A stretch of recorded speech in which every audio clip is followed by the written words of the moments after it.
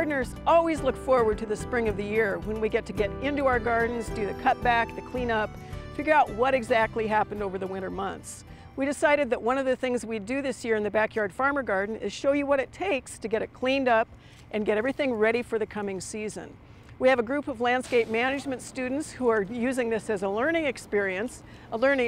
on both sides. And one of the things that they're discovering is because spring is a little bit collapsed and a little bit early this year, it's a lot more difficult to get in and do the cleanup and the cutback without damaging plant material that really is out of the ground a fair piece already. So you'll be looking at such things as whether the grasses have emerged, whether we've had insect or pest damage, and we'll be talking a little bit more about the kinds of things we can anticipate over the coming season. The unseasonably warm weather is causing all kinds of issues in turf right now.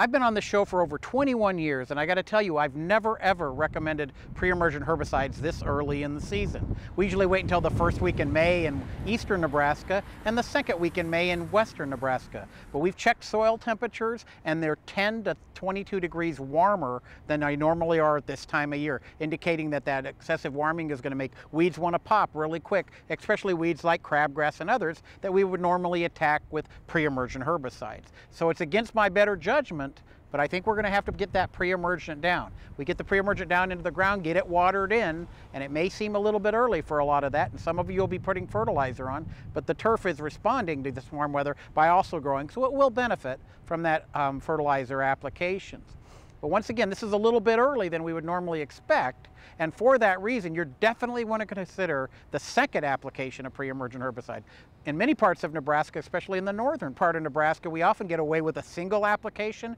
but if you're going to put one on this early, you definitely want to consider another application at or near the same rate when you put the first one down, the second step in a two-step pre-emergent program, to make sure those weeds aren't problematic into the late summer, July, August timeframe, where the weeds